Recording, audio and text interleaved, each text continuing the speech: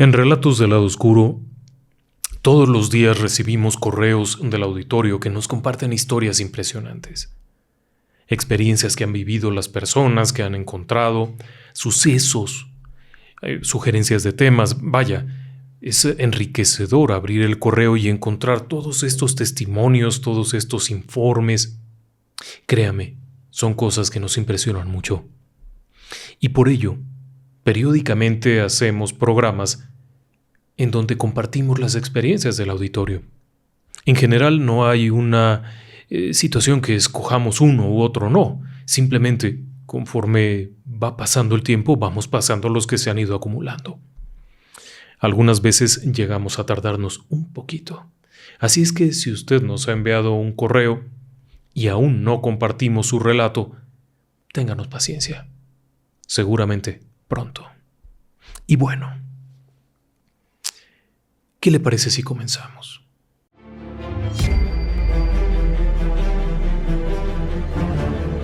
Relatos del Lado Oscuro.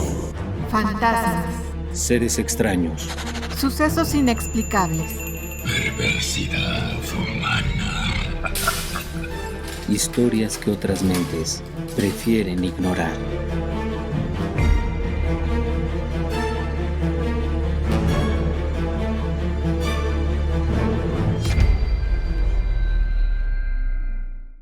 Este relato que le voy a compartir ahora nos lo han enviado desde Madrid, España.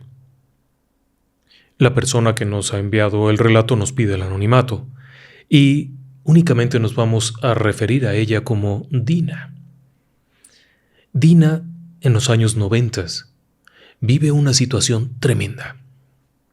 Es una mujer joven, en medio de la movida de los 90 español, que era un momento en el que había mucha droga, mucho alcohol y mucha falta de orientación. No solamente falta de voluntad política, sino también había una creciente de problemas de adaptación social, había un cambio generacional tremendo y esto afectaba mucho. Así es que ella se ve sumida en una sociedad en la que hay un rechazo a todo lo nuevo, una búsqueda de lo conservador por parte de las generaciones anteriores y obviamente se ve involucrada en una relación increíblemente destructiva. Su pareja, un hombre violento, cruel, un hombre adicto a las drogas, un hombre ebrio, un hombre promiscuo, la va llevando en una espiral de autodestrucción. Es la forma en la que se puede definir, una espiral de autodestrucción. Hasta que finalmente, un día llega una noticia que cambia todo. Ella está esperando un bebé. Cuando la noticia llega hacia el lado de su familia, la familia la considera un problema y no la va a ayudar a resolver su problema. Cuando lo comunica a aquel hombre con el que vive, éste literalmente responde con «es tu problema». Así es que de un día para otro está sin una familia, sin otra, sin una pareja que valga la pena y con un bebé recién nacido en manos, un hermoso niño. Dina decide que es el momento de acabar con todo eso. Y valiente, como solamente puede ser valiente una madre, toma a su niño, toma su maleta y se va. Consigue un departamento pequeño en un 5º piso. Es un lugar que está un poco vacío. Es uno de esos departamentos viejos, que tiene una sala comedor muy grande y las habitaciones están todas conectadas con ese espacio, de tal manera que para llegar a la recámara tienes que caminar la sala comedor, si tienes que ir a la cocina igual tienes que caminar el espacio de la sala comedor, todo aquello en Centro Madrid. Los primeros días van bien, claro, hay una cierta tristeza, la soledad se va acumulando, es una situación de mucha fragilidad como persona, porque tiene la responsabilidad de aquel hermoso bebé, que ahora mismo es su alegría, es su vida, es lo que le motiva, es lo que la mueve, es lo que la levantó y la sacó de aquel mundo, pero hay que mantenerlo. Y hay que darle un futuro, y hay que darse un futuro a sí mismo, y hay que salir de todo aquello sin la ayuda de nadie, porque todos los demás consideraron que el problema no era de ellos. Así que los días transcurren entre ir y venir, buscar de qué vivir, buscar de qué trabajar, en una gran soledad al volver allá porque solo están ella y el bebé. Las noches no son particularmente de buen sueño, por una sencilla razón, porque ¿quién puede dormir mientras se piensa en lo que viene de frente? ¿Cuál será el futuro? ¿Cuál es el siguiente paso? ¿Qué ocurrirá? ¿Qué no ocurrirá? ¿Cómo asegurará algo para este pequeñín que ahora tiene en brazos? ¿Cómo rompe con todo aquel pasado terrible de dolor y de angustias? Los sueños no son prolongados, son breves. Despierta constantemente. Así que aquella noche, como es la costumbre, llega a casa, arrulla al bebé, lo acomoda, se va a su habitación, se pone la pijama, se recuesta en la cama. Simplemente se recuesta, tranquila. La puerta está abierta esperando que si el bebé se da la vuelta, llora o hace algo, ella puede ir a atenderle de inmediato. Mientras está en eso, de pronto algo se siente diferente. Es extraño. Todo está a oscuras. Es un quinto piso. Es bastante seguro. Pero hay algo que ha cambiado en la atmósfera, como si de pronto todo fuera frío y oscuro, y cuando ella se incorpora no está dormida, está despierta, se está incorporando para ver qué es, y en ese instante en la puerta alcanza a distinguir cómo se está formando algo, como si alguien estuviera quemando un humo muy denso. Muy, muy denso. Ella se alarma cuando ve que se está haciendo esto en la puerta, este humo denso que se ha formado, pero se forma con una figura humana. Una figura humana que ella puede distinguir, a pesar de que es algo opaco, totalmente opaco. Es de noche. La única luz que hay es la que entra por la ventana que proviene de la calle. Así es que se distingue la silueta, pero es tan oscuro aquello que incluso en la oscuridad resalta por su propia oscuridad. De pronto aquello ha tomado la forma de un hombre alto y grande, que avanza hacia la cama.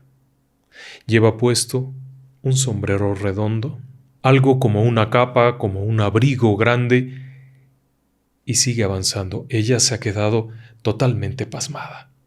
Siente este frío tan raro, pero es abril.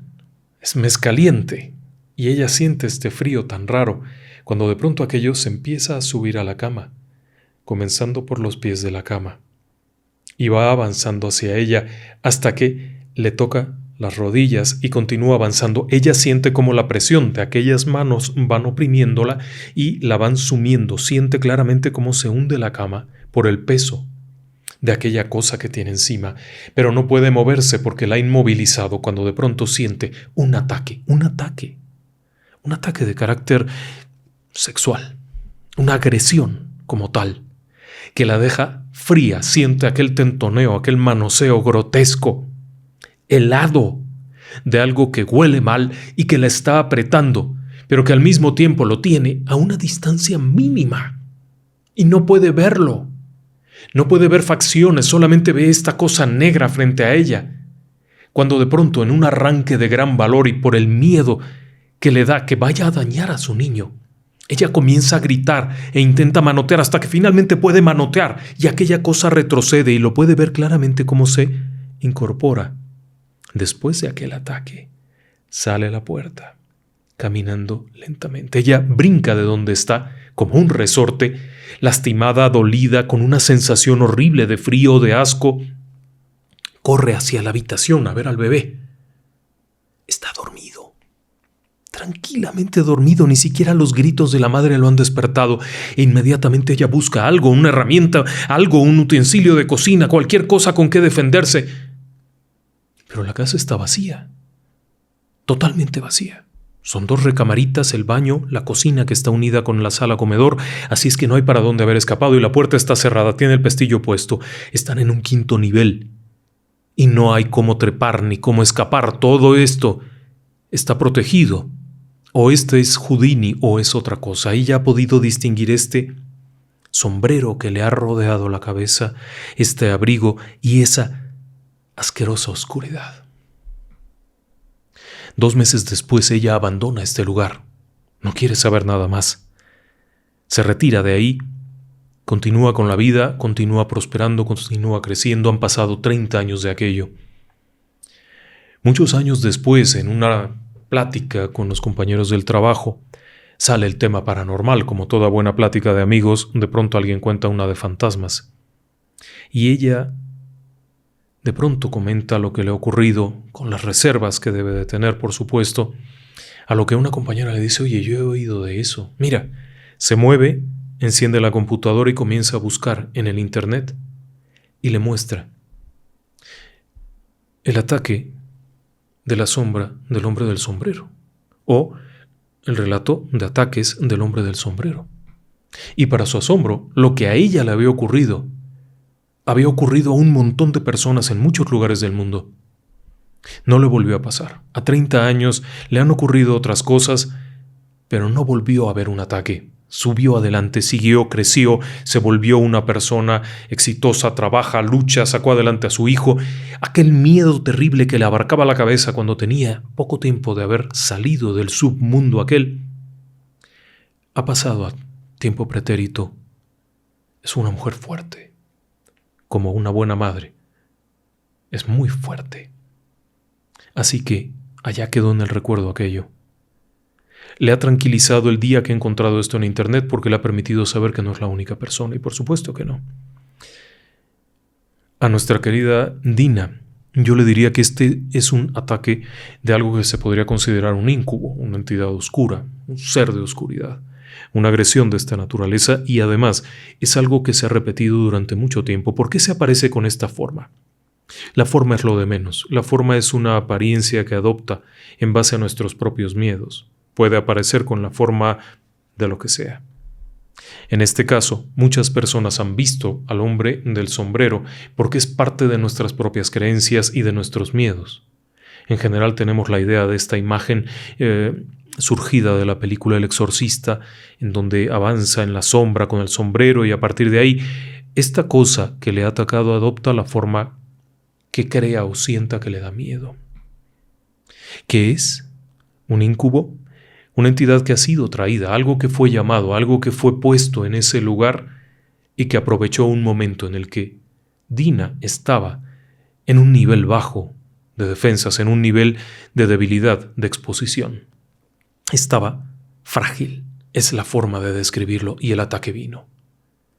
Aún así, no contaba con que, al momento de sentir en riesgo a su propio niño, como buena bestia que somos los humanos, como ese ser violento y fuerte que llevamos dentro cuando es necesario, sacó ese valor, y esto no puede con nosotros. No puede. Cuando alguien tiene esa fuerza interior, no puede. Pero ocurrió en un momento en el que había una cierta fragilidad. ¿Qué le ha parecido a usted? Impactante el relato, ¿no cree?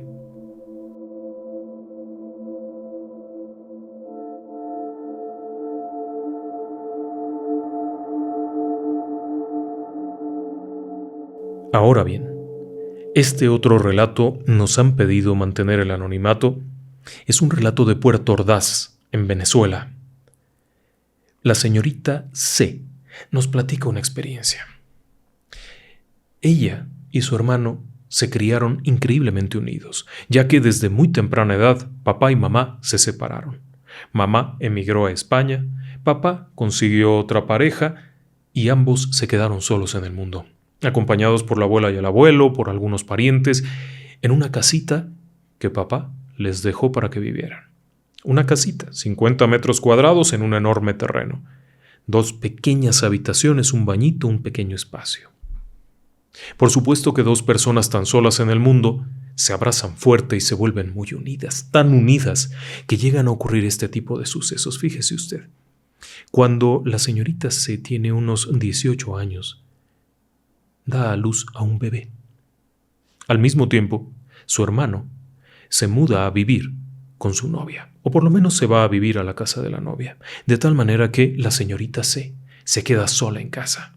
Y esto le da un enorme miedo.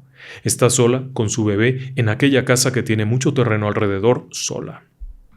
Nunca ha visto nada, nunca ha sentido nada, pero le da miedo estar ahí. Así es que muchas veces su hermano viene a acompañarla. Para su buena fortuna, la casa de la novia está por ahí muy cerquita, así es que no le cuesta nada venir y estarse con ella. Ese día en particular, ella siente mucho miedo, así es que le dice a su hermano, por favor, quédate en la casa. Nada más en lo que me duermo. Cuando veas que me dormí, te puedes ir. El hermano accede. Son muy unidos. Es esta fuerza que la vida les ha dado de estar juntos. Así es que el hermano y ella están plática y plática. El bebé está por ahí acostadito. La plática está muy buena, aunque ella está acostada en su cama ya con las cobijas. Platica. En medio de la plática se va quedando dormida. Y entonces el hermano se levanta, silenciosamente cierra la puerta de la recámara, camina hacia la entrada, ella está en su cama dormida, cierra la puerta de salida, camina hasta llegar a la calle en donde hay un portón que cierra y ella lo observa, comienza a caminar en dirección a la casa de la novia y ella va viendo cómo va caminando, cómo va avanzando, cómo va simpático, porque además es un tipazo, es un sujeto al que las chicas le tienen verdadera admiración porque es muy guapo y además es muy simpático, pero además es un buen tipo, es un gran tipo, es un sujeto que es capaz de recoger un perrito, un gatito, lo que sea en la calle para cuidarlo porque está perdido, porque está atropellado, de quitarse el suéter y dárselo a alguien que tiene frío. Bueno, ella lo va viendo y va pensando todo esto mientras caminan. Cuando dan la vuelta a la esquina, ella sigue viéndolo y sigue viendo cómo mete la mano a la bolsa buscando algo y de pronto se detiene. Y ella lo ve cómo se detiene y se da la vuelta y mira hacia atrás con cierta preocupación. Y vuelve a caminar un poco y se vuelve a detener. Y ella ve cómo se vuelve a detener y ve cómo se vuelve a voltear, gira completo y mira para atrás ya con cierto nerviosismo. Y entonces ella ve cómo él recupera el paso nuevamente, pero cuando van a mitad de la cuadra, él se vuelve a detener y vuelve a mirar para atrás muy preocupado y arranca corriendo de regreso. Ella lo ve como viene corriendo de regreso y viene detrás de él. Y ve cómo llega al portón, abre el portón, es decir, la entrada desde la calle, la cierra rápidamente tras de sí y entra corriendo, abre la puerta de la casa con las llaves nerviosamente y ella ve cómo se le caen las llaves. Y las recoge y las vuelve a meter y vuelve a abrir y entra corriendo, cierra, va hasta la habitación, se mete a la habitación y ella despierta. Y se incorpora en la cama y le dice, ¿estás bien? Y él le dice, no me lo vas a creer, pero algo muy malo venía persiguiéndome. Detrás de mí había esta sombra, una sombra de una mujer que venía siguiéndome y me venía persiguiendo, me dio mucho miedo, déjame quedarme. ¿Usted qué piensa? He de hacer notar que la señorita C estaba acostada en su cama, dormida, y sin embargo estaba detrás de su hermano, viendo cómo caminaba, cómo hacía todo aquello, y el hermano se dio cuenta y pensó que era una entidad oscura. Lo que nos ha descrito la señorita C esencialmente es un desdoblamiento. En esencia es eso. Ella cae en un sueño profundo, está en un estado de relajación total, está libre de las protecciones naturales que tenemos que evitan que salgamos del cuerpo, y lo único que se le ocurre es que su hermano va caminando y decide acompañarlo. Es tal la voluntad de acompañarlo que ocurre un desdoblamiento. Y es así como lo va siguiendo por la banqueta, lo va viendo.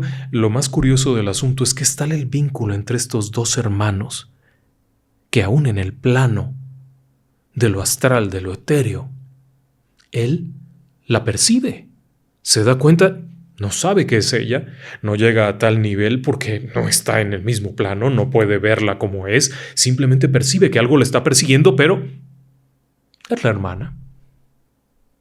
Sorpresa.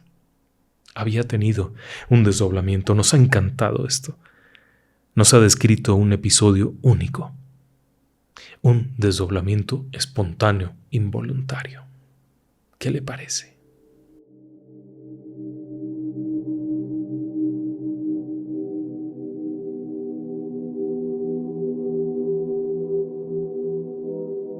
Este nos lo envían desde Oaxaca, México.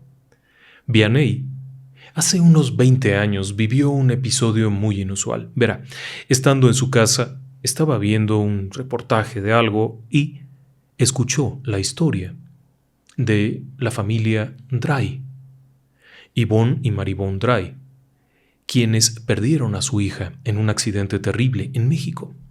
La pareja comenzó a sentir que su hija intentaba comunicarse con ellos y por ello acudieron a diferentes sensitivos hasta que llegaron con Marcelo Bacci, con quien obtuvieron un contacto psicofónico de voces directas con su hija.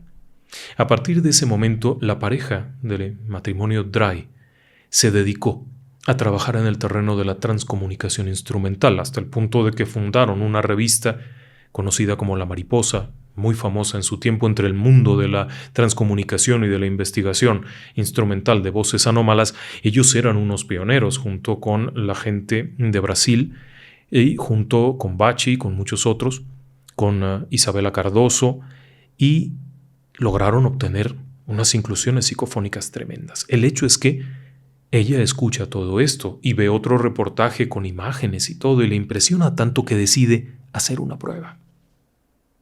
Recientemente había habido una persona muerta, así que decide hacer una prueba. La prueba es básicamente tratar de contactar con su abuelita, una persona muy querida, una persona con la que tenía una afinidad tremenda, una cercanía tremenda, con la que se sentía en confianza. Era un alma gemela. Así que aprovechando un día en el que no hay nadie en casa, toma una grabadora normal de cassette, un aparato común y corriente, pone un cassette limpio, nuevo, oprime el botón de grabar, rec, y hace una serie de preguntas. Algunas de estas preguntas eran muy simples, como, por ejemplo, hola abuelita, ¿recuerdas cuando bailábamos? Después le preguntaba cosas como, ¿quieres que mi mamá esté con nosotros? Y cosas de ese estilo. No eran muchas preguntas, pero siempre que preguntaba dejaba un espacio. Terminó con aquello y punto, lo dejó ahí. El hecho es que en ese momento llegan los hijos y ya no le da oportunidad de nada. Al otro día, cuando los hijos marchan a la escuela, ella va por su grabadora, la pone, aprieta el botón de play para escuchar lo que se había grabado y comienza a escucharlo. Pero para su asombro, lo que se escucha es, por ejemplo, un ruido de la licuadora. Efectivamente, la licuadora se había encendido casualmente cuando ella estaba grabando, aunque nadie le apretó el botón, pero bueno. Acto seguido comienza a escuchar unos pajaritos, un sonido de fondo, que cabe señalar que en esa casa no había pajaritos y no se escuchaban pajaritos, pero en la grabación se escucha. Después se oye una serie de pasos, muy lentos, muy pausados, muy tranquilos. Luego se oye cómo se mueve un sillón. Ella no oyó nada de esto. Estaba sola en su casa, sentada en la mesa del comedor. El sillón estaba a unos metros de distancia, pero en la grabación se escucha cómo se mueve. Se oye la voz de ella preguntando. Cuando hace estas preguntas, lo primero que se escucha es un suspiro largo. Después, cuando ella pregunta, ¿te acuerdas cuando bailábamos? La respuesta es clara y simple: sí. Tal como suele ocurrir en las inclusiones psicofónicas, no son grandes discursos, son frases muy cortas, pero en este caso es un sí.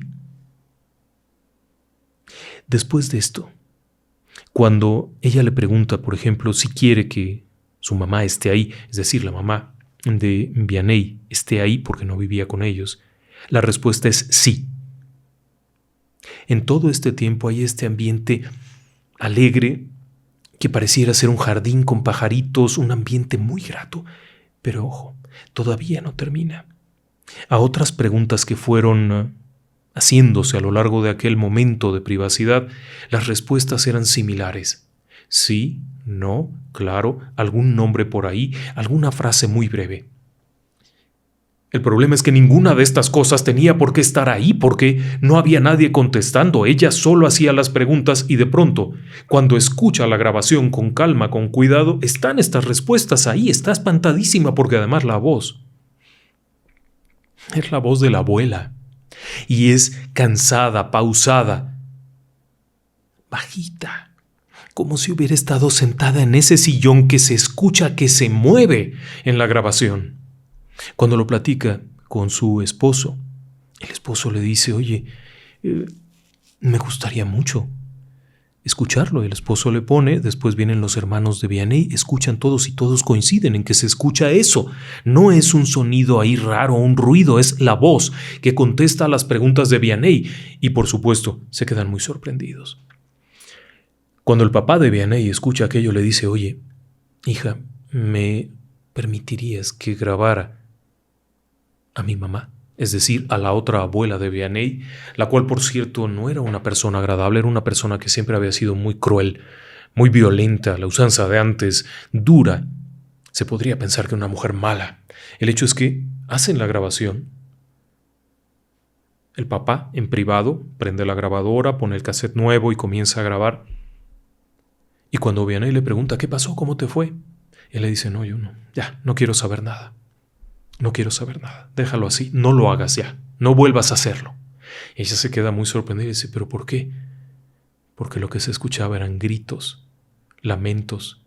Cuando pregunté yo algo, las respuestas fueron gritos de dolor y llanto. El papá quedó tan impresionado que destruyó el cassette y no volvió a intentarlo. Ella nos comenta que durante algún tiempo conservó aquella grabación, pero después comenzó a sentir cierto temor. No estaba segura de qué era lo que habían grabado, aun cuando en la grabación de su abuelita se escuchaba este ambiente grato, fresco, tranquilo. En la otra grabación era terrible. ¿Qué le podríamos decir a Vianney? Bueno, las inclusiones psicofónicas son complicadas de obtener. Generalmente se requiere de una persona sensible. No cualquiera puede obtenerlas. Aunque lo intente mucho y haga un esfuerzo, siempre la presencia de alguien sensible que tiene una conexión con la persona que ya ha partido ayuda mucho. ¿Quién se presenta? Si la persona sensible es quien está llamando y tiene vínculo con la otra persona, con el comunicante, probablemente sea la persona que dice hacerlo. Sin embargo, si alguien común y corriente que no tiene ningún vínculo o que no tiene este contacto intenta hacerlo, muy probablemente lo que esté percibiendo en su grabación sea voces anómalas, pero no de la persona que busca, sino algo que iba pasando por ahí. La inclusión psicofónica, cuando se realiza descuidadamente o cuando se intenta hacer de forma abrupta, sin protocolos, lo que hace es abrir una puerta. Y obviamente lo que se pueda grabar ahí puede ser muy atemorizante.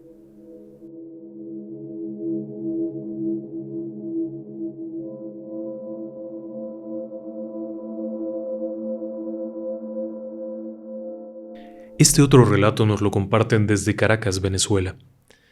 Y es un relato de lo más interesante. Janet nos lo ha compartido. Ella, cuando su pequeñita era muy jovencita, hace unos 17 años, 18, la nena tenía 1 año y medio. Era un bebé, muy chiquita.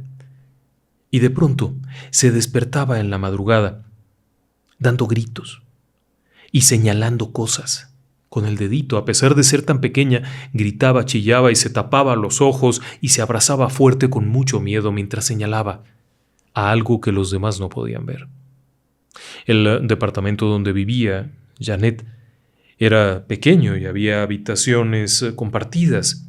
En esta habitación en la que duerme era una especie de literas y ella dormía abajo y arriba dormía una tía y por ahí dormía otra. El hecho es que los problemas se vuelven cotidianos. La niña se espanta muchísimo y llora y grita y se le ve malita. Muy pronto la pequeñita comienza a ponerse malita. 3, 4 veces a la semana tiene fiebre. Está bajando de peso. No come. No duerme bien. Era una niña sana, con todos los tratamientos médicos apropiados para una criatura de su edad, con todos los cuidados, y a pesar de haber ido al médico, no le encuentran de qué se trata, no la logran recuperar, y la niña sigue de cabeza. Sigue con esta fiebre, sigue con estos llantos, estas inquietudes, hasta que finalmente, en su desesperación, ella lo comenta con una tía que es conocida de otra persona. O sea, su tía conoce a otra persona que hace curaciones. Ella le pide que por favor la ayude. Van a ver a esta persona y esta persona les dice, bueno, me tienen que conseguir escoba amarga. Es sencillo, bajen de su edificio y ahí seguramente alrededor habrá. Traigan mucha para hacer unos manojos grandes y traigan bastante agua bendita. Necesito que vengan. Está bien. Esa noche, Janet tiene un sueño rarísimo. En su sueño, se ve con una vela en la mano, iluminando cada esquina de la habitación, mientras lleva un trapo blanco en la cabeza. Además de esto, oye una serie de rezos, mientras que ella sabe que está buscándolos porque se esconden en las esquinas. Y entre los rezos escucha un rezo a San Miguel Arcángel. El sueño es muy raro para ella. Cuando despierta está muy intrigada. Unos días después, agendan la visita de aquella mujer a la que llaman bruja. En realidad es una curandera. Cuando llega la mujer, les pide la escoba amarga que han cortado, fresca, agua bendita. Todos se acercan y les dice que bueno, que va a comenzar. Pero deben de hacer algo. Por lo menos una de ellas debe de agarrar un manojo de esta hierba y golpear fuerte en las esquinas, fuerte, fuerte, fuerte, fuerte, mojando la hierba en agua bendita, como golpeando, como si hubiera alguien ahí golpeándolo. Ok, de acuerdo, una de las tías que es entrada, que es maciza, que es fuerte y recia, es la que lo va a hacer. Muy bien. De pronto esta mujer saca un pañuelo blanco con el que se cubre la cabeza, exactamente como en el sueño de Janet. Saca una vela y la prende. Y comienza a caminar, acercándose a cada esquina. Janet se sorprende tanto que se acerca y le pregunta, perdone, ¿qué está haciendo? Y aquella mujer le responde, iluminándolos para que se vean. Ellos están aquí en las esquinas, se esconden en las esquinas. ¿Quiénes? Los duendes, niña, los duendes. Y esta mujer con su vela va iluminando cada esquina, mientras que la tía viene muy entrada, muy recia, con el manojo de aquella hierba mojada en agua bendita, haciendo ta, ta, ta, ta, hasta que de pronto suelta esto y grita. Porque algo la acaba de morder y tiene una mordida en la mano. Aquella mujer les dice, no, tranquilos, no se detengan, síganle, vámonos. Y vuelve a tomar y a darle y a seguirle dando, hasta que finalmente termina aquello y la mujer les dice, ya está. Cabe señalar que también había hecho otras cosas esta mujer. En la entrada del departamento había hecho una especie de estrella de David con un círculo y varias cosas más. Después de mucho rato de estar haciendo esta maniobra de golpear y todo, decide terminar con esto, recoge todo, junta aquel polvo con el que ha hecho el círculo y la estrella de David, todo ello, y se va. Janet piensa que no fue casualidad que estuvieran ahí los duendes, o lo que fuera que estuviera ahí. Ella piensa que tenía relación con un asunto muy claro. El padre de su hija se había relacionado con una jovencita del mismo edificio, una jovencita cuya madre hacía hechicería. Era una bruja, era una mujer que hacía arreglos, amarres y todo esto. Y obviamente ella piensa que tenía relación. Desafortunadamente la vida de esa jovencita con la que escapó el padre de la hija de Janet fue terrible, le fue terrible, porque obviamente lo que se hace se paga y si se rompe es peor. Así que después de aquello, la beba de Janet, que hoy debe de tener unos 20 años, no volvió a pasar por aquello, siguió con una vida plena, muy bien, muy contenta, y hoy esto es un relato. Ahora, ¿lo que tenía era duendes? Bien, 2 puntos. 1. Los duendes son elementales de la naturaleza. Lo que había ahí no creo que fuera. Mandaron algo oscuro. Algo. Les mandaron algo. No era de ese lugar, no era propio de ese sitio. El duende como tal suele ser bastante inocuo en ese aspecto. Y no suele aparecer de esa manera. Muy probablemente era un trabajo encargado, tal como usted lo ha dicho. Y ahora, si me lo permite, me gustaría compartirle este relato uruguayo que nos han enviado en viva voz del protagonista. Buenas tardes, señor Cantalapiedra. Le habla Carlos Rosano desde Uruguay. y quisiera dejarles algunas historias que quizás usted a futuro le pueda dar algún provecho. Una de las historias que le voy a contar es cuando yo era niño. Una noche mi padre estaba trabajando en el turno de la noche y estaban mis hermanos durmiendo en sus dormitorios y yo estaba mirando una película con mi madre en el dormitorio de mis padres. En ese entonces la película era de fantasmas y de vampiros y mi madre me pide si yo le puedo arrimar un vaso con agua desde la cocina, a lo cual yo le digo que sí. Me levanto, cuando voy saliendo del dormitorio y voy a punto de ingresar a la cocina, la puerta de la cocina se me azota en la cara. Entonces mi madre me mira y me dice, habrá sido por una corriente de aire. Me doy vuelta, abro la puerta, miro la puerta de la cocina que daba hacia el patio, estaba cerrada, con llave. La ventana de la cocina estaba cerrada con pasador, o sea que en ningún momento pudo haber ocurrido una corriente de aire que abanicara la puerta de esa manera. Unos días más tarde, nosotros en la escuela, este pueblo en el cual yo vivía es Rincón de Baigorria, es un pueblo que está dividido por un cerro en dos partes. Una parte del pueblo está sobre el cerro y la otra parte está sobre el llano, por lo cual todos los compañeros que asistíamos a la escuela, que vivíamos en el cerro, pasábamos casa por casa, nos juntábamos todos y bajábamos hasta la escuela. A la vuelta hacíamos el camino inverso, salíamos y dejábamos cada uno por sus casas. En ese momento yo paso a recoger a un compañero, un amigo, y le digo, mientras íbamos caminando, digo, Mauricio, cuando lleguemos a la escuela, el director nos va a decir, alumnos, día de hoy la maestra, Salomé, que era el nombre de ella, no va a poder dar de clase ni en el correr de esta semana. Ni bien llegamos a la escuela, nos hicieron formar, tomar distancias, ingresar al salón de clases. Cuando estábamos ahí, y nos informa. La madre de la maestra había ingresado al servicio médico. En el torno de las 10 de la mañana la estaban velando y en el torno de las 2 de la tarde la estaban sepultando. Mi amigo me dice, acabas de matar a la vieja. Y en eso yo llego muy angustiado y le cuento a mi madre y le digo que, como me había dicho Mauricio, había matado a la madre de la maestra, la cual mi madre me dice que eso era imposible, nunca podía suceder porque yo no tenía nada que ver.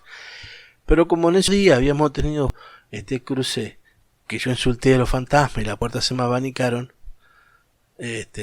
por las dudas nunca más quise comentar nada ni decir nada. La siguiente historia que le quiero contar es, esto ocurrió cuando Peñarol sale campeón de América de la Libertadores el 31 de octubre, si no me equivoco, de 1987. En esa época mi padre era muy hincha de Peñarol y cuando termina el partido nosotros salimos de nuestra casa. Cuando íbamos caminando con mi padre, en la calle que baja desde el cerro al llano hay una casa y en eso yo miro hacia arriba y veo que se encuentra la luna llena, y al lado un disco amarillo de un tamaño un poco más grande que la luna. Y le comento a mi padre, le digo a mi padre, y mi padre sin mirar, no, me comenta, vamos a seguir, vamos con el festejo que toda la gente está abajo esperando. 2 días más tarde, atrás de la escuela había una quinta que la tenía un señor de apellido Moreira, le decíamos Pepe. Mi padre tenía que bajar al pueblo a hacer unas diligencias y optamos por pasar por detrás de la escuela y no hacer todo el camino largo. Cuando íbamos, justo estaba don Pepe y cuando vamos caminando le dice, oh, ¿qué tal Raúl? ¿Cómo te va? Carlito, ¿cómo estás? Bien, bien, bien. Y dice, ¿te enteraste Raúl?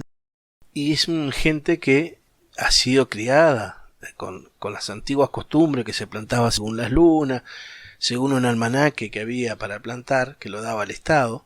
Supongamos que él dice, mira hacia el horizonte y ve sobre el horizonte una luna amarilla, grande. Y dice, luna llena, ¿qué tal? Bueno, entonces mañana tengo que arrancar a plantar, supongamos, boñatos. Pero él recuerda que él está tarando de vuelta porque estaba levantando porque en la cosecha era menguante. Entonces no podía haber sido nunca luna llena. Se queda observando esa segunda luna y empieza a notar que la luna se mueve. Se empieza a mover. Cuando eso sale el director al patio de la escuela, al fondo, porque el director vivía en la misma escuela, tenía una casa en la escuela, y lo llama a él y a la señora, y ya los tres observan que esa luna se empieza a mover, a mover, a mover en torno al horizonte. Cuando va llegando a la altura del pueblo, el pueblo tiene un cortaviento que es un bosque, es una hilera de árboles sembrada, adrede, que es para cortar los vientos fuertes para que no hagan destrozos sobre las casas. Entonces lo que optan es por cruzar todo el pueblo e ir hasta el otro extremo a ver si lograban ver esta luna, ¿no? Cuando llegan al otro lado, efectivamente la ven que la luna sigue moviéndose en torno al horizonte, y ahí contactan a otras dos personas, que era el señor Boris del Río y la señora de él, o sea que ya eran 5, y en un momento ven que esta segunda luna empieza a tomar altura, y se pierde con una velocidad impresionante en el cielo. No contó de eso, muy bien, yo me quedé un par de días, me quedó siempre revoloteando eso en la cabeza, y yo cuando iba a la escuela miraba por la ventana a ver si no lograba ver esa segunda luna. Entonces mi maestra de aquel entonces, la señora Claudia, me dice que me pasaba, que había visto que en estos días estaba muy distraído. Entonces en el recreo me dejó amonestado adentro del salón, no me dejó salir a hacer el recreo y me volvió a preguntar. Entonces yo le dije que no, que lo único que estaba pendiente era de una segunda luna que había ocurrido y demás, y me dijo: mira, Carlos, yo te voy a contar una historia, vos después de esto hace vida normal, todo tranquilo, no lo comentes a todo el mundo, pero es para que vos te quedes tranquilo y ya está. Dice, las otras noches, decía cuestión de un par de días después, el padre de mi maestra, la madre no lo dejaba fumar en la casa. Entonces, como la mujer no la dejaba fumar dentro de la casa, él salía y se apoyaba en el porche de la casa y se fumaba su cigarro. Cuando eso, él sale a fumar el cigarro una noche que había estado medio lluviosa, ve pasar por sobre la casa que ilumina todo el barrio una luz amarillenta, un disco amarillo enorme. Bueno, él ingresó a la casa, intentó que la señora saliese, pero ya cuando la mujer salió, ya no lo pudieron divisar, ya se había perdido. Me cuenta también mi maestra que en el diario salió un recorte, o sea, una editorial muy pequeña que decía que en la noche lluviosa había pasado por Durazno, la ciudad de Canelones, ciudad de Montevideo y zonas aledañas a Montevideo, un disco amarillo. La gracia más linda es que esto ocurrió en el 87. Por el año 2015, en el trabajo ingresa un compañero nuevo en el trabajo, y él le gustaba mucho esto de lo paranormal, ovni y demás, y un día nos sentamos a conversar en un tiempo libre que teníamos, y él me cuenta de que el abuelo lo habían tomado por loco, por borracho, porque él había visto un disco amarillo. Entonces yo le digo, mirá, yo recuerdo que por octubre, noviembre, le digo, del año 87, yo vi un disco amarillo, le conté la historia de Don Pepe, le conté la historia de mi maestra, y me dice, pero ¿qué fue? ¿Septiembre, octubre? Sí, octubre, noviembre, le digo, fue fin de octubre, le digo, porque fue con un festejo de Peñarol. Y me dice, sí, en esa fecha fue que lo vio mi abuelo. Nunca le creímos, y él siempre nos decía que en la familia no le creían las historias que le contaba y que era verdad. Viviendo en la ciudad de Salto, en el litoral uruguayo contra Argentina. La ciudad de Salto es la capital del departamento con su mismo nombre.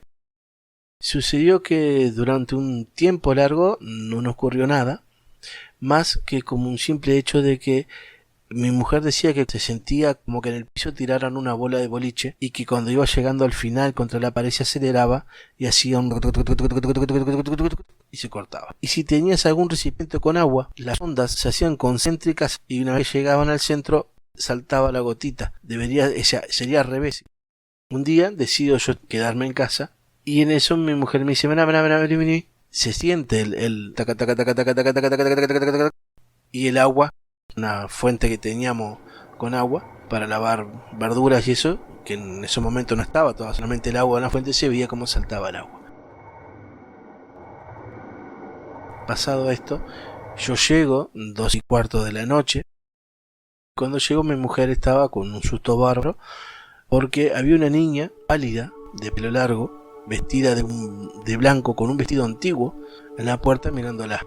Y le dice si precisa algo, si tiene sed, si precisa pasar al baño. Y dice que la niña nunca miró, o sea, nunca le contestó, siempre estuvo con esa mirada perdida. No llegué y no vi a nadie salir del lugar, ni había nadie más en el lugar. Esa noche un perro comienza a rasguñar la puerta y a ladrar. Miro hacia afuera, no veo a nadie. Me voy a sentar a cenar y nuevamente rasguñaban la puerta y aullaban. Entonces supuse que había sido un perro que había entrado, que estaba ahí perdido. Ya sentí ruido y movimiento, ruido, olor, se había arrimado.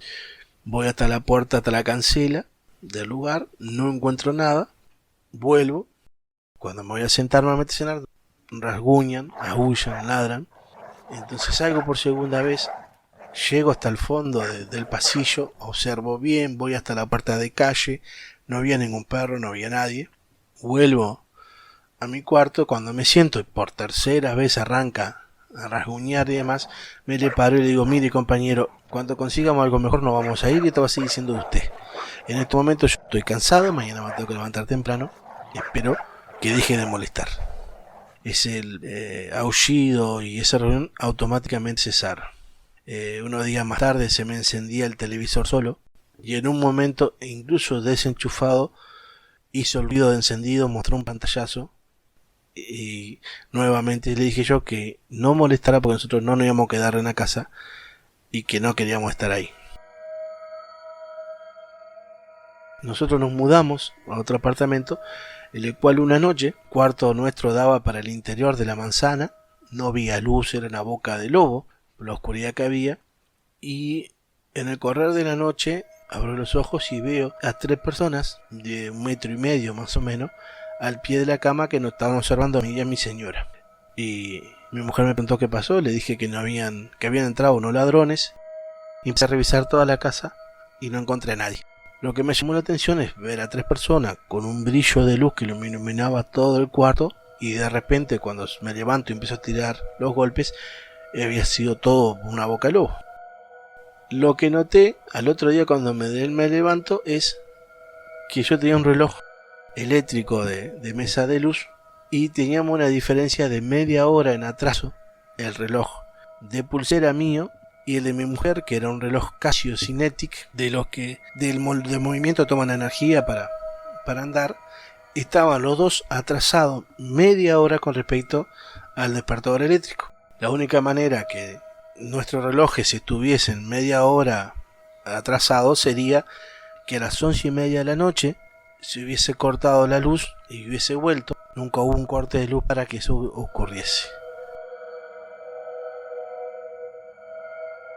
Desde ya le agradezco el tiempo que le he hecho perder a usted y a su producción, y lo felicito nuevamente por su programa. Gracias, Carlos Rosano.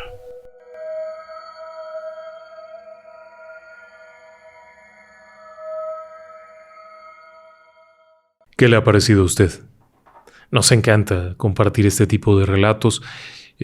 Tenemos varios por ahí pendientes, no se desespere. Poco más adelante los estaremos compartiendo. Y bueno, este otro relato nos lo hace llegar Maribel desde la Ciudad de México. Y es un relato que nos ha llamado la atención por muchos aspectos. Verá, todo comienza en mayo de 1981. Maribel tiene un sueño. En su casa, en las afueras, camino a Cuernavaca, una noche, el 10 de mayo de 1981, muy puntualmente, ella tiene un sueño. En el sueño, de pronto, alguien le llama, Maribel. En pleno sueño, escucha que alguien le llama. En ese sueño, sin despertar, obviamente está dentro del sueño, pero en el sueño, soñando, sueña que despierta. Y cuando despierta, en esa parte del sueño ve a los pies de la cama la figura de un hombre como sombra. No se ve completa, es una figura de sombra que le dice algo que le inquieta. Me vengo a despedir, me tengo que ir. Tengo miedo de irme solo. Te amo tanto que quiero que te vayas conmigo. Tengo miedo. Yo no puedo llevarte. Es tu decisión. Te vas a quedar muy sola, vas a llorar mucho y vas a estar muy sola porque te amo tanto. Está en el sueño. Todo esto está transcurriendo mientras ella está dormida y en ese sueño extraño que está teniendo, aparece una pistola en sus manos, se oye un disparo y ella comienza a caer en una especie de pozo de espaldas y ve cómo sus manos se mueven y demás. Va desesperada, cayendo, y en ese instante despierta. Cuando despierta, sobresaltada, se incorpora rápido, ve como algo así como una figura anómala completamente, una silueta, está saliendo de su habitación. Ella tiene todavía esta sensación extraña, sentimiento de algo terrible que haya ocurrido. No lo sabe todavía. Pero hay un detalle curioso. Ella en ese momento no tenía un novio, no tenía ningún pretendiente, no sabía de algún hombre que tuviera algún sentimiento especial hacia ella, ningún enamorado le había mandado una carta, nada. Su sueño fue por demás extraño y perturbador. A la mañana siguiente se va a la escuela, asiste a la preparatoria. Cuando llega a la preparatoria, toma conocimiento de la muerte de un compañero de salón. El día 9 de mayo, es decir, la noche anterior a su sueño, este joven se había quitado la vida accidentalmente mientras jugaba estúpidamente a la ruleta rusa. Se había pegado un tiro, jugando, no era cierto, no estaban haciéndolo con esa intención. Había sido un accidente. El muchacho había muerto, obviamente. Este compañero era un muchacho bastante querido, aunque en realidad ella no tenía ninguna cercanía. No tenía ningún contacto, realmente era un compañero más, era alguien que sabías cómo se llama, alguien que sabías que estaba en tal parte del salón, pero no eran cercanos y algo más. Nunca había habido ningún acercamiento amoroso, ni mucho menos. Así que cuando ella se entera, siente tristeza, ¿por qué no decirlo? Como la tristeza que se siente por alguien que ha sufrido una tragedia, pero no lo relaciona ni siquiera con el sueño. En enero de 1983 habría algo peculiar. La familia se había ido ya a dormir, los demás miembros de la familia estaban ya en sus habitaciones. Ella está en casa, escuchando el radio, sentada en un escritorio, tiene la lamparita ahí puesta, es cerca de la 1 de la mañana, está haciendo algo, está haciendo trabajos escolares, ya está en la universidad, así es que está preparando algo. Está en esta posición, está agachada con algo en la mano, oyendo allá de fondo la música, cuando tiene esta clara sensación de que hay alguien atrás. Es una sensación muy simple, es la sensación que entra por la visión periférica, que nos da la impresión de que hay una sombra, de que hay algo que rompió nuestro continuo visual y se siente obligada a voltear. Cuando voltea, lo que ve es el fantasma, porque es la forma de describirlo, el fantasma de aquel compañero de la preparatoria, al que le ha dado el nombre de Hugo, el que se había pegado el tiro en el 81. Está ahí, con su cabello rubio, sus ojos claros, muy guapo, era un hombre muy guapo, grandote, fuerte, vestido con un traje azul, muy bonito, con una textura agradable, claro, satinado. Se veía claramente la forma, se veía el contorno, el rostro, los ojos, el cabello. Lo único es que a través de él se podía ver el fondo. Era transparente, completamente transparente. A través de él se podían ver los objetos atrás, las cortinas, lo que fuera. Ella se queda impávida. En un momento se queda quieta, no mueve un dedo. ¿Qué es lo que está ocurriendo? Está sentada ahí. Y el hombre se acerca, se acomoda en un silloncito que hay ahí de esos de 2 plazas, cruza la pierna, se le queda viendo fijamente, con una sonrisilla pícara, una sonrisilla coqueta, mientras cruza ambas manos a la altura del pecho y sigue viéndola. En ese momento ella está muy extrañada, muy sorprendida de esto, no entiende si es simplemente una imaginación suya o algo más. El hecho es que en ese momento lo que se le ocurre decir es: Hugo, por Dios, déjame en paz. Tengo mucho trabajo, ya déjame en paz. Acto seguido, Se fue. Cuando ella se gira para verlo nuevamente, después de aquello piensa, estoy loca, ¿qué me ocurre? Se gira para verlo nuevamente, ya no está, se ha diseminado completamente, ya no hay nada. Habían pasado 2 años de la muerte de este joven. Prácticamente 2 años. Ella no se acordaba muy bien de cómo era y mucho menos se imaginaría un traje de ese tipo, pero hubo algo más. Llegados ya a los años 2000, habían pasado 19 años de la muerte de este joven cuando, en una reunión, allá por el año 2002, es decir, mucho más, habían pasado 20 años de aquello. Por el año 2002 tienen una reunión de exalumnos, se encuentran, están platicando, ahí hay una compañera de la preparatoria que viene y hola, ¿cómo estás? Y se dan un abrazo. Cuando están en esta plática, están comentando y aquella chica se acuerda de la muerte de Hugo, del muchacho guapo. La compañera le dice, soñé con Hugo, estaba en un jardín con su traje azul claro, así como lo enterramos. Cuando ella escucha esto, cuando Maribel escucha esto, se asombra mucho y le dice, perdón, ¿puedes repetir lo que dijiste? Que soñé con Hugo y lo soñé con su traje azul claro con el que lo enterramos. ¿Estuviste en el sepelio? Sí. Yo también. De hecho, ambas habían ido al sepelio, al funeral del amigo Hugo, pero Maribel no se acercó a ver la caja, le dio miedo, se sintió inquieta, no quería verlo, pero su amiga sí se acercó a verlo y lo vio cómo estaba vestido. Cuando Maribel le dice, a ver, por favor, descríbeme la ropa, y ella le describe exactamente el traje de ese color azul claro satinado, muy propio de los años 80, con el que había visto el fantasma sentado ahí en el 83. Ella se queda muy sorprendida. Muy sorprendida. Algún tiempo después le sucede otra cosa que también es muy rara. Ella no había ido nunca con una lectora de tarot. Pero en el año 91, es decir, unos 10 años antes de que se encontrara con aquella conocida, había acompañado a otra amiga a una lectura de tarot. Tampoco creía mucho en ello, así es que cuando la chica le dice, oye, ¿por qué no te tiran a ti las cartas? Ella se ríe y dice, ¿por qué no? Finalmente esto era de juego, era de broma. Aquella mujer saca las barajas, las tiende y lo primero que le dice es, qué raro. Tú no puedes tener novio porque tu exnovio te los aleja a todos. Es de señalar que para este momento, 1991, Maribel anda probablemente cercana a los 30, o por lo menos a los 20 y tantos, y no ha tenido un novio formal. No se le ha quedado ningún novio.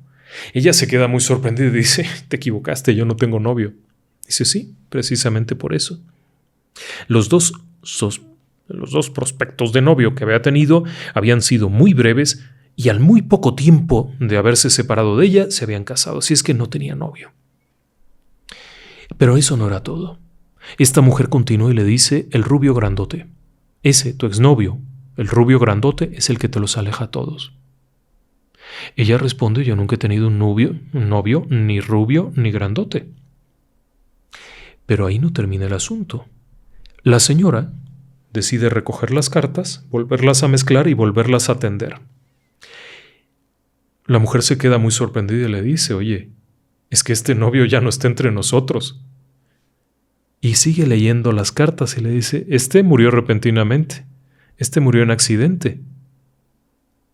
¿Por qué te sigue?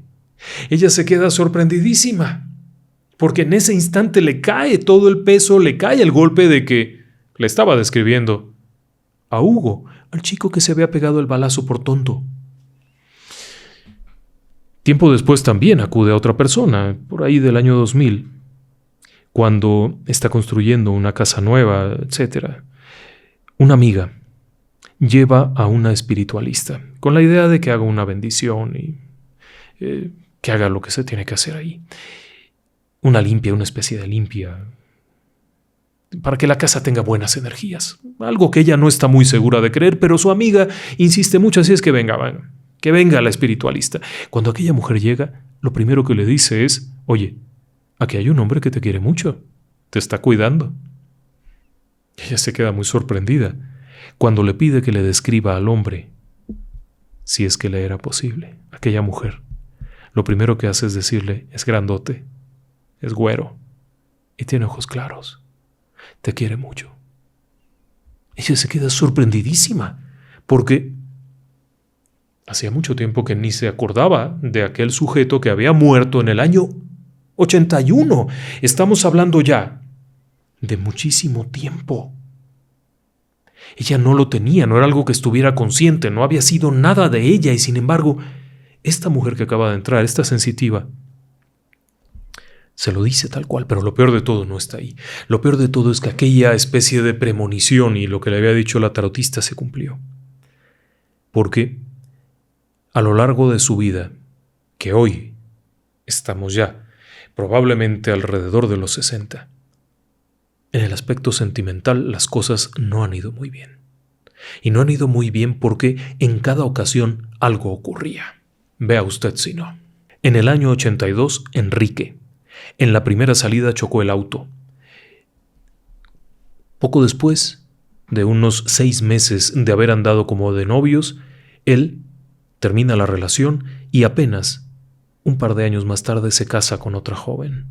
Zain fue su novio en 1985. 3 meses duró el noviazgo. En la primera salida, en el lugar donde estaban en la primera salida, la luz se fue. Se casó 4 meses después de haber terminado con ella. Salvador, en el año 91, 3 meses de novio. En la primera cita, iban al centro de la ciudad en un tráfico terrible por un accidente. Tuvieron que regresarse a casa. Terminaron pronto, apenas 3 meses, pero apenas 5 meses más tarde, Salvador contrae matrimonio. Luis, año 94, 4 meses en la primera salida, le roban la bolsa y no pueden seguir con la salida. Apenas 1 año después de haber terminado con ella está casado, pero ahí no termina el asunto. Algunos enamorados tampoco pudieron llegar más allá. Germán, en el año 99, nunca llegó a la primera cita, se perdió. Antonio, en el año 2001, quedaron de verse, pero ella chocó el auto y no llegó a la cita. Alfredo, en el año 2002, la primera vez que fue a verla, en el camino chocó el auto y ya no llegó a la primera cita. Manuel, en el año 2006, justo cuando iba a ver a esta chica, a Maribel, le avisan de una junta y se tiene que regresar a la junta y no vuelve a haber segundas oportunidades. En el año 2017, Carlos, cerraron las calles por mantenimiento cerca de la casa y tardó en llegar cerca de 3 horas a la primera cita. No hubo más. ¿Casualidad? Híjole. Influencia espiritual del más allá sería la forma de definir esto. Nos ha llamado mucho la atención, nos ha impresionado mucho, porque sería una influencia muy rara, muy violenta porque además alguien que no tenía nada que ver con ella se incorpora en su mundo de esa forma y le afecta de esa forma. No lo sé. Ella considera, de acuerdo con algo que le platicaron, un amigo suyo, Alejandro, le dijo que probablemente la obsesión con el sueño es lo que lo había atraído y lo había dejado aquí, pero ese sueño no había sido importante para ella. Un amor que no sabía que tenía, no lo sé. Este es uno de esos relatos extraños que reflejan un poco la influencia que puede tener un fenómeno paranormal en la vida cotidiana. Un caso terrible, créame.